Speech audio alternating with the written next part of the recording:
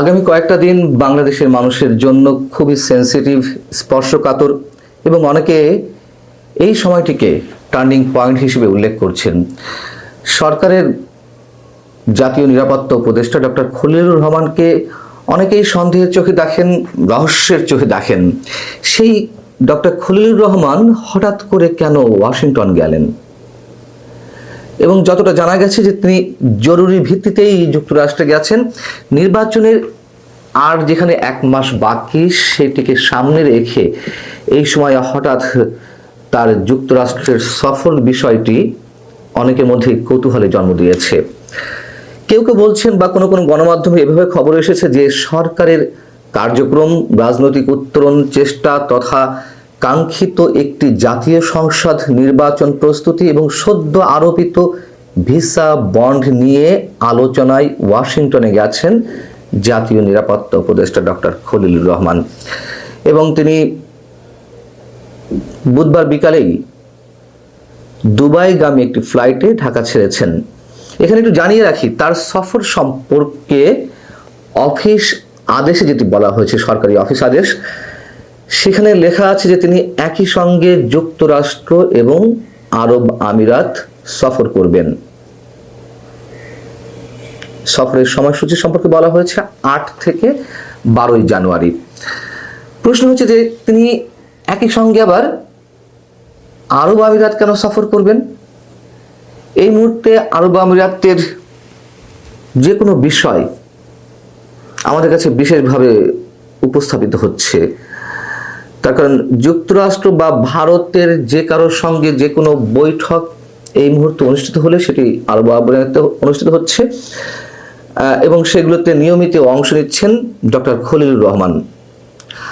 আবার একটু খেয়াল রাখার বিষয়, বাংলাদেশে নিযুক্ত যুক্তরাষ্ট্রের নতুন রাষ্ট্রদূত ব্রেন্ট ক্রিস্টেনসেন তিনি ঢাকায় আসছেন আগামী 12 জানুয়ারি। বাংলাদেশে বহুল আলোচিত, তুমুলভাবে সমালোচিত সাবেক মার্কিন রাষ্ট্রদূত পিটার হাসের পর দীর্ঘদিন চলে গেছে। তারপর কিন্তু যুক্তরাষ্ট্র তার দূত হিসেবে পাঠাচ্ছে ব্রেন্ট ক্রিস্টেনসেনকে এবং তিনি ঢাকায় এসে যেটা জানা গেছে বিভিন্ন রাজনৈতিক দলের নেতাদের সঙ্গে বৈঠক করবেন। ওদিকে আমাদের জাতীয় নিরাপত্তা উপদেষ্টা ওয়াশিংটনে কাদের সঙ্গে বৈঠক করতে চান, কাদের সঙ্গে বৈঠকের জন্য এর মধ্যে ওয়াশিংটনে আবেদন জানানো হয়েছে, তালিকায় রয়েছেন মার্কিন পররাষ্ট্র দপ্তরের রাজনীতি বিষয়ক আন্ডার সেক্রেটারি অ্যালিসন হুকার, দক্ষিণ ও মধ্য এশিয়া বিষয়ক অ্যাসিস্ট্যান্ট সেক্রেটারি এস পল কাপুর এবং ওয়াশিংটন সফরে থাকা নয়াদিল্লির অর্থাৎ ভারতে নিযুক্ত মার্কিন রাষ্ট্রদূত এবং দক্ষিণ ও মধ্য এশিয়া বিষয়ক মার্কিন যুক্তরাষ্ট্রের বিশেষ দূত সার্জিও গোরের সঙ্গে আমাদের জাতীয় নিরাপত্তা উপদেষ্টা বৈঠক করতে চান। যাদের সঙ্গে তিনি বৈঠক করতে চান বা বৈঠকের সম্ভাবনা রয়েছে, যাদের নাম উল্লেখ করলাম, তারা কি সবাই ভিসা বন্ড প্রক্রিয়ার সঙ্গে যুক্ত? অর্থাৎ যেটি ওপেনে বলা হচ্ছে যে তিনি ভিসা বন্ড প্রক্রিয়া যে জটিলতা দেখা দিয়েছে সেটি নিরসনের জন্য ওয়াশিংটনে গেছেন। এই যে ব্যক্তিগুলোর নাম বললাম, তারা কি এসব বিষয়ের সঙ্গে জড়িত, নাকি এই দক্ষিণ বা মধ্য এশিয়ায় বিশেষ রাজনৈতিক প্রক্রিয়া বা পরিকল্পনার সঙ্গে এই মানুষগুলো জড়িত? একই সঙ্গে আমি একটু পল কাপুর সম্পর্কে বলতে চাই, যিনি দক্ষিণ এশিয়া বিষয়ক মার্কিন আন্ডার সেক্রেটারি দায়িত্ব পালন করেছেন। তার জায়গায় স্থলাভিষিক্ত হয়েছেন পল কাপুর। এই পল কাপুর দক্ষিণ এশিয়ায় বিশেষ করে পাকিস্তানের জঙ্গিবাদ বিষয়ে যথেষ্ট গবেষণা করেছেন, যথেষ্ট পড়াশোনা তার, এটুকুই ইঙ্গিত দিয়ে রাখলাম। এখন ভিসা বন্ড এর তালিকায় বাংলাদেশের নাম যুক্ত হয়েছে, এটি খুবই একটা দুশ্চিন্তার বিষয় বাংলাদেশের মানুষের জন্য। ভিসা বন্ড সম্পর্কে একটু বলে রাখি, তারপর আবার ডক্টর খলিলুর রহমান সম্পর্কে আসছি। ভিসা বন্ড হলো এক ধরনের আর্থিক নিশ্চয়তা। আপনারা এর মধ্যে জেনে গেছেন, যারা এই বিষয়ে এর মধ্যে আগ্রহী হয়ে উঠেছেন, কিছু নির্দিষ্ট কিছু দেশের ক্ষেত্রে বিদেশি নাগরিকদের সাময়িক ভিসা দেওয়ার আগে এমন জামানত বা নিশ্চয়তার কথা বলা হচ্ছে, যেন তারা ভিসার শর্ত, বিশেষ করে যে কয়দিনে ভিসা পাওয়া যায় তার সময়সীমা মেনে চলতে পারেন যে কেউ। এবং প্রতি বছর যুক্তরাষ্ট্র বাংলাদেশের হাজারো শিক্ষার্থী কিংবা পর্যটক এবং কর্মীকে অস্থায়ী নন ইমিগ্রেন্ট ভিসা দেয়। এসব ভিসার মেয়াদ কয়েক সপ্তাহ থেকে কয়েক বছরও হতে পারে, শুধু বাংলাদেশ নয়, আমি অন্য দেশের ক্ষেত্রেও বলছি।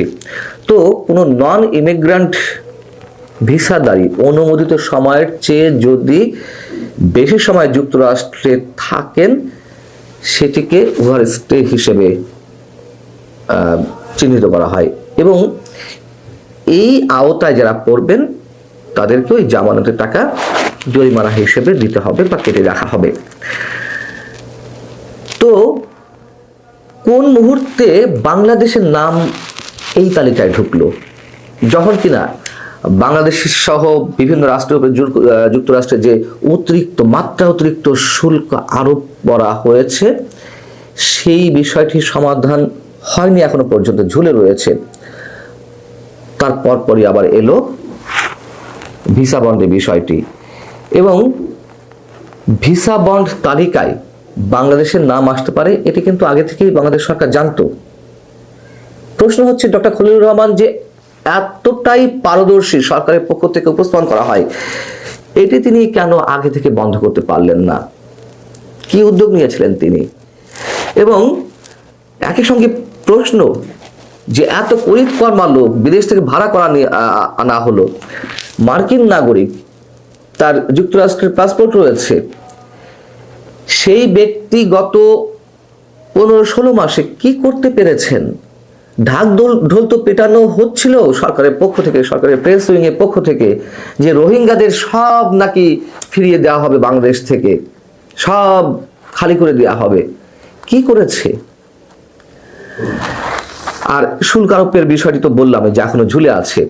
এবার শেষ করবো যে এই যে ভিসা বন্ড তালিকায় আর কোন কোন রাষ্ট্রের নাম রয়েছে, শুধু খেয়াল করুন যে আমরা কোথায় অবস্থান করছি, যুক্তরাষ্ট্রের কাছে।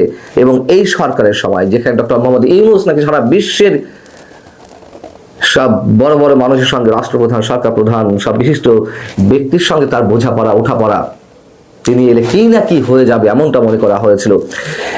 38টি দেশ এখনো পর্যন্ত এই তালিকায় অন্তর্ভুক্ত হয়েছে, যার মধ্যে বাংলাদেশে রয়েছে। এই তালিকায় আর কারা রয়েছে? Algeria, Angola, Antigua and Barbuda, Benin, Bhutan, Botswana, Burundi, Cape Verde, মধ্য আফ্রিকা প্রজাতন্ত্র, Ivory Coast, Cuba, Djibouti, Dominica, Fiji, Gabon, Gambia, Guinea, Kyrgyzstan, Malawi, Mauritania, Senegal, এরকম আরো কিছু রাষ্ট্র। বোঝা যাচ্ছে যে কোন তালিকায় আমরা পড়েছি। সবশেষ প্রশ্ন হচ্ছে যে আসলে কেন গেছেন ডক্টর খলিলুর রহমান এই মুহূর্তে যুক্তরাষ্ট্রে? কিসের বোঝাপড়া করতে গেছেন? কি বার্তা নিয়ে তিনি ফিরবেন ডক্টর ইউনূসের কাছে? কি পরিকল্পনা রয়েছে আগামী নির্বাচন নিয়ে? যুক্তরাষ্ট্র বা কি সবক দিয়ে পাঠাবে ডক্টর খলিলুর রহমানকে? আবারও আপনাদের সামনে কিছু তেতো কথা বলার জন্য আসলাম। আমি তো তেতো কথার জনক। অনেকে আমাকে বলে আমি নাকি তেতো কথা বলি, অনেকের গায়ে কাটার মতো বিঁধে যায়। আবারও সেই তেতো কথাগুলো বলার জন্য আপনাদের সামনে হাজির হয়েছি। বাংলাদেশের জনপ্রিয় গণমাধ্যম সমকাল একসময় নিরপেক্ষ গণমাধ্যম ছিল, একসময় অনেক জনপ্রিয় গণমাধ্যম ছিল সমকাল, কিন্তু কালের বিবর্তনে সমকাল এখন প্রথম শ্রেণীর দালাল গণমাধ্যমে পরিণত হয়েছে।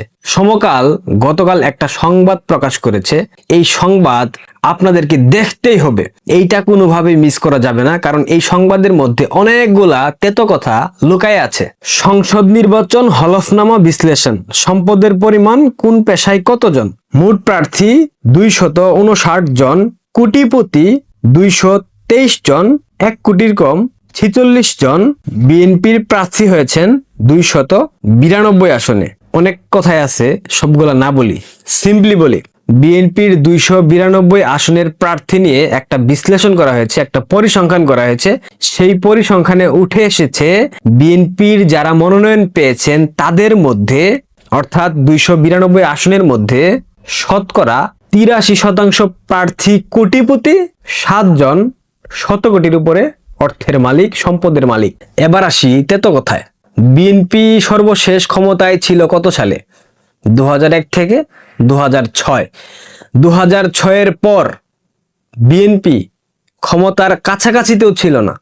বিএনপি কখনো সংসদে দাপট দেখাতে পারেনি, তাছাড়া তারা তিনটা নির্বাচনে অংশ নেয়নি। তাহলে বিএনপির যারা প্রার্থী হয়েছেন সংসদ সদস্য হিসেবে, তাদের টাকার উৎস কোথায়? তারা এত টাকা কোথায় থেকে পেয়েছে? তারা এত টাকার মালিক কি মাধ্যমে হয়েছে, কোন মারফতে হয়েছে? এই প্রশ্নগুলো কি আসা স্বাভাবিক না? কারণ যেহেতু তারা সবসময় বলে থাকে বিএনপি যে বাংলাদেশ আওয়ামী লীগ ক্ষমতায় আসার পর ফেসিবাদী শাসন ব্যবস্থা কায়েম করেছিল, বাংলাদেশ আওয়ামী লীগ বিএনপিকে নির্যাতন নিপীড়ন করেছে, বিএনপির সকল ধরনের ব্যবসা প্রতিষ্ঠান দখল করেছে, ধ্বংস করেছে, মালিকানা পরিবর্তন করেছে, সবকিছু। অর্থাৎ বিএনপির শীর্ষ পর্যায়ের যারা নেতাকর্মী ছিল, মির্জা আব্বাস, আব্দুল আউল মিন্টু, রুহুল কবির রেজবি, মির্জা ফখরুল, সালাউদ্দিন আহমেদ থেকে শুরু করে যারাই আছে না কেন, মঈন খান, সবাই বলার চেষ্টা করেছে বারবার, গণমাধ্যমে একাধিকবার টক শোতে আমরা দেখেছি, আওয়ামী লীগ বিএনপিকে ব্যবসা বাণিজ্য করতে দেয়নি, আওয়ামী লীগ বিএনপিকে অর্থনৈতিকভাবে পঙ্গু করে দিয়েছিল। কিন্তু এখন এই মুহূর্তে এসে আমরা কি দেখতে পাচ্ছি? তাদের 292 জন সংসদ সদস্যের মধ্যে শতকরা 83% কোটিপতি, 7 জন শত কোটির উপরে মালিক। এবার একটা বিষয় আমাকে বলেন, নির্বাচনী হলফনামায় কি সবাই সত্য কথা বলে? সকল সম্পদের উল্লেখ কি নির্বাচনী হলফনামায় কেউ করে?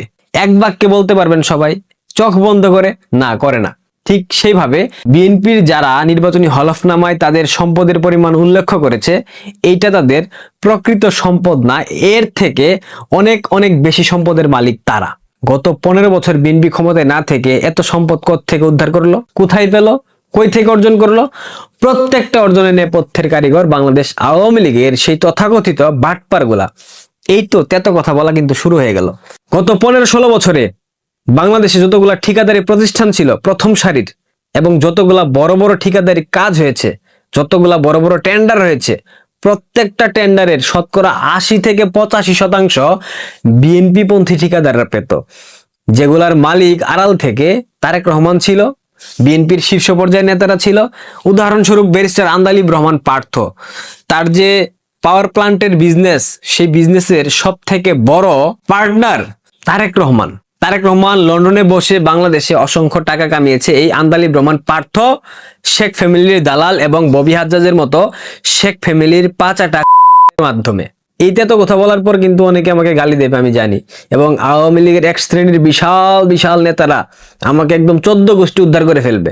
আওয়ামী লীগের এই তথাকথিত বাটপার শ্রেণী এই বিএনপি পন্থী সকল ধরনের ব্যবসায়ী, এই বিএনপি পন্থী সকল পর্যায়ের ব্যবসায়ীদেরকে কাজকর্ম দিত, এইখান থেকে বিশাল অঙ্কের একটা পার্সেন্টেজ তারা খেত, কমিশন তারা খেত। কারণ আওয়ামী পন্থী কাউকে দিলে তো সেভাবে টাকা চাইতে পারতো না, একটা চক্ষু লজ্জার ব্যাপার থেকে যেত। সেই জায়গা থেকে তারা সবসময় বিএনপি পন্থী ঠিকাদার কিংবা বিএনপির নেতারা যেসব ঠিকাদারি প্রতিষ্ঠান আড়াল থেকে নিয়ন্ত্রণ করত, সেসব প্রতিষ্ঠানকে কাজ পাইয়ে দিত, বিনিময়ে একটা মোটা অঙ্কের অর্থ তাদের পকেটে ঢুকতো। এখন কাজ ছাড়াই যদি অর্থ ঢুকে, সেক্ষেত্রে কাজ কেন বন্টন করতে হবে? কাজটা দিয়ে দাও না। সে ফার্স্ট লোয়েস্ট হয়েছে কিনা, সেকেন্ড লোয়েস্ট হয়েছে কিনা, থার্ড লোয়েস্ট হয়েছে কিনা, ডাজ নট ম্যাটার। কাজটা কে পাচ্ছে? বিএনপির কোন ফার্মাসি, তাকে দিয়ে দাও। এভাবেই চলেছে সবকিছু, অস্বীকার করতে পারবে না কেউ। যদি নাই চলতো তাহলে বিএনপির এত টাকা কোত্থেকে আসে? 17 বছর ক্ষমতার বাইরে তারাই বলে ব্যবসা করতে পারে নাই, তাদের সব ধরনের ব্যবসায়িক প্রতিষ্ঠান ধ্বংস করে দিয়েছে আওয়ামী লীগ, শেখ হাসিনা। তাহলে এত টাকা কোত্থেকে আসছে? আব্দুল আউল মিন্টু সর্বোচ্চ টাকা দেখিয়েছে নির্বাচনী হলফনামায়, কই থেকে আসছে টাকা? আব্দুল আউল মিন্টু কি বিশাল বিশাল কাজ করেছে? দৃশ্যমান কোনো কাজ ছিল? দৃশ্যমান কোনো কাজ ছিল না। অদৃশ্য অবস্থায় আড়াল থেকে আওয়ামী লীগের এই বাটপার শ্রেণীকে তারা মেনটেন করত, ব্যালেন্স করত, পয়সা দিত, পয়সা দিয়ে তারা তাদের কাজকে বাগিয়ে নিয়ে যেত। এটা শুধুমাত্র যে ঠিকাদারি সেক্টরে হয়েছে তেমন না, প্রত্যেকটা সেক্টরে হয়েছে। আওয়ামী লীগের এই বাটপার শ্রেণীর নেতাদের কারণে বাংলাদেশ আওয়ামী লীগের 5 আগস্ট একটা ভয়াবহ পরাজয় হয়েছে। আপনারা কি সেটা এখন মানেন? যদি না মানেন তবে শুনে রাখেন, বাংলাদেশের প্রত্যেকটা স্পর্শকাতর জায়গা, বিশেষ করে গণভবনে যারা দায়িত্বপ্রাপ্ত কর্মচারী কর্মকর্তা ছিল, প্রধানমন্ত্রীর কার্যালয়ে যারা ছিল, বঙ্গভবন রাষ্ট্রপতির কার্যালয়ে যারা ছিল, DGFI, NSI, SB, police, RAB, সেনাবাহিনী, প্রত্যেকটা জায়গায় যে নিয়োগগুলা হয়েছে প্রত্যেকটা নিয়োগে রাজনৈতিক শক্তিমত্তার ব্যবহার হয়েছে এবং সেই শক্তিমত্তা ব্যবহার করেছে আওয়ামী লীগের সেই তথাকথিত বাটপার শ্রেণীর নেতারা, যারা অর্থের বিনিময়ে, এখানে শুধুমাত্র নেতাদেরকে বললে ভুল হবে, আমলারা, যেই আমলাগুলা জিম্মি করে রেখেছিল রাষ্ট্রকে, যেই আমলাগুলা জিম্মি করে রেখেছিল বাংলাদেশ আওয়ামী লীগের অসংখ্য ভালো মানুষকে, অসংখ্য নেতাদেরকে, এই বাটপাররা অর্থের বিনিময়ে এই ভিন্ন মতাদর্শের এই দেশদ্রোহী চক্রের লোকজন যারা ছিল তাদেরকে রিক্রুট করেছে বিভিন্ন স্থানে। ভাবতে পারেন, গণভবনে যেখানে প্রধানমন্ত্রী থাকতেন সেখানে শিবিরের ক্যাডাররা ছিল, সেখানে ছাত্র দলের ক্যাডাররা ছিল, সেখানে জামাতের অসংখ্য পেইড দালাল ছিল।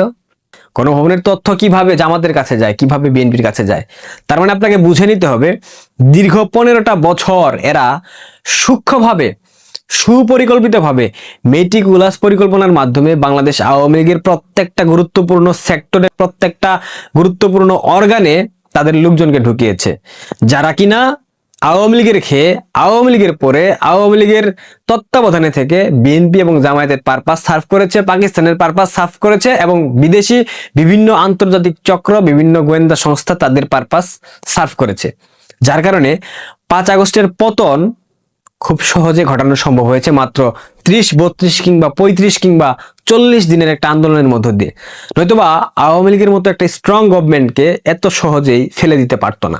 এখানে ব্যাপক তথ্যের আদান প্রদান হয়েছে, ব্যাপক অর্থনৈতিক লেনদেন হয়েছে। এটা যদি কেউ অস্বীকার করে থাকেন বা অস্বীকার করেন বা এখন আমাকে গালি দেন, আই ডোন্ট কেয়ার। এটাই বাস্তব, এটাই সত্য।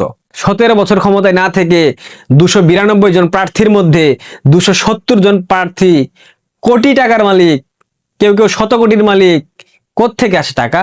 টাকা কি গাছের পাতা এরকম ঝাঁকা দিলে নিচে পড়ে যায়, সেটা কুড়িয়ে নিয়ে এসে নির্বাচনী হলফনামায় দেখিয়েছে?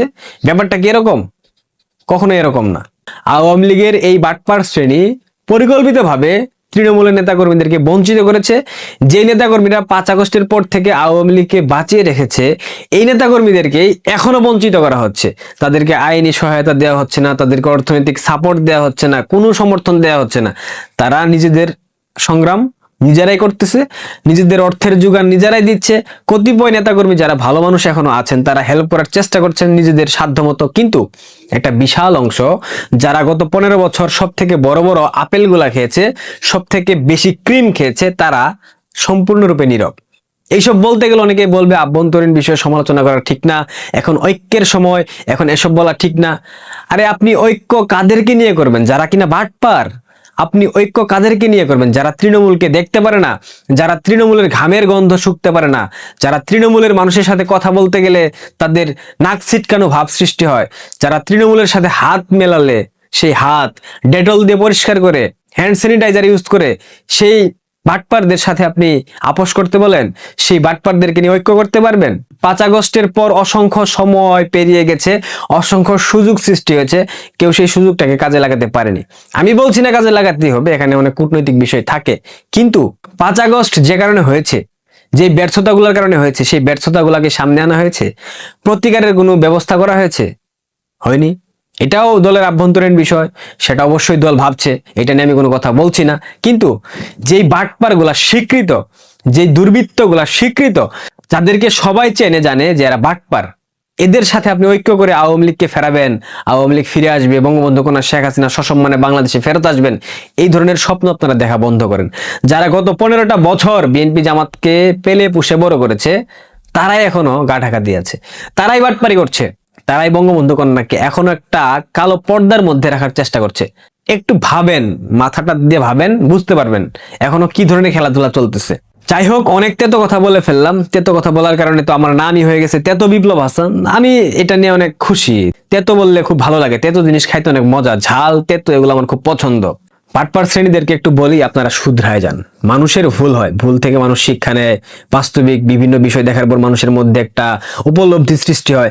আপনাদের উচিত এখন বুঝা, বোঝার চেষ্টা করা কিংবা উপলব্ধি আপনাদের মধ্যে আসা উচিত, নয়তোবা ফেরার পথ অনেক বেশি দীর্ঘ হবে। ফেরার পথ যত দীর্ঘ হবে ততই শঙ্কার সৃষ্টি হবে, আমরা আদৌ বাংলাদেশ নামক রাষ্ট্রটা আসলে কি ফেরত পাবো, নাকি বাংলাদেশের স্বাধীনতা সার্বভৌমত্ব বিদেশি কোনো শক্তির নিয়ন্ত্রণে চলে যাবে পুরোপুরি ভাবে। এখনো দৃশ্যমান না, অদৃশ্যভাবে নিয়ন্ত্রণ করছে, কিন্তু দৃশ্যমান যখন হবে, যখন ইউএস মিলিটারি বাংলাদেশে এসে রাস্তাঘাটে চলাফেরা করবে, যখন ইউএস মিলিটারির হাতে বাংলাদেশের মানুষ চড় থাপড় খাবে, তখন কিন্তু আপনাদেরকে বুঝে নিতে হবে এই বাংলাদেশে আপনারা আমরা কেউ ফেরত যাইতে পারবো না। আমাদের আত্মীয় স্বজনরা কখনো আর বাংলাদেশে বসবাস করতে পারবে না। যদি বুঝার চেষ্টা করে না থাকেন তবে চেষ্টা করেন, আর যদি বুঝে থাকেন তবে ভালো। তবে সেই সমস্যাগুলো, সংকটগুলো কিভাবে উত্তরণ করা যায়, কিভাবে সংকটগুলো নিরসন করা যায়, কিভাবে সংকটগুলো থেকে মুক্তি মেলে, সেই ধরনের পরিকল্পনা করেন, কাজ করেন। বিএনপি এবং জামায়াত একই মায়ের দু ভাই, বলতে পারেন তারা স্বামী স্ত্রী। স্বামী স্ত্রীদেরকে কখনো আলাদা করতে পারবেন না, যাহা বিএনপি তাহাই জামাত। জামাত এবং বিএনপিকে আপনারা পেলে বসে বড় করেছেন, এটা আপনাদের ব্যাপক মেসিভ আকারের একটা ভুল ছিল। এই ভুল থেকে আপনারা শিক্ষা নেন, অন্যথায় এই ভুল যদি আবারও করেন তবে অস্তিত্ব সংকটে পড়বেন, মাথায় রাখবেন। একটা চমৎকার মজার তথ্য দেখলাম, গতকাল বিবিসিতে একটা সংবাদ প্রকাশিত হয়েছে, সেখানে তারেক রহমানের বয়স নিয়ে একটা ব্যঙ্গ করা হয়েছে। সত্যি কথা, কিন্তু বিবিসি খুব চমৎকার ভাবে তুলে ধরেছে। তারেক রহমানের বর্তমান বয়স হলফনামা অনুযায়ী 57 বছর, খালেদা জিয়ার উদযাপন হিসেবে 61 বছর, বিএনপির ওয়েবসাইটে 60 বছর। এটা কেমনে সম্ভব? আমরা তো জানতাম খালেদা জিয়ার চারটা জন্মদিন আছে বিভিন্ন সময় বিভিন্ন কারণে। তারেক রহমানের ক্ষেত্রেও সেম, যেমন মা তেমন তার সন্তান। বিবিসি এটা কি করলো? বিবিসি কে কি ঠিকঠাক পেমেন্ট দেয় নাই? বিএনপি কি এই মাসের পেমেন্ট কম দিয়েছিল নাকি বিবিসি কে? মনে হচ্ছে তাই।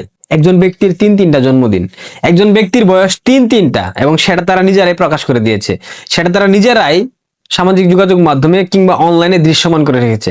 এবার বুঝেন ইন্টারমিডিয়েট পাস কাউকে আপনারা প্রধানমন্ত্রী বানাবেন কিনা।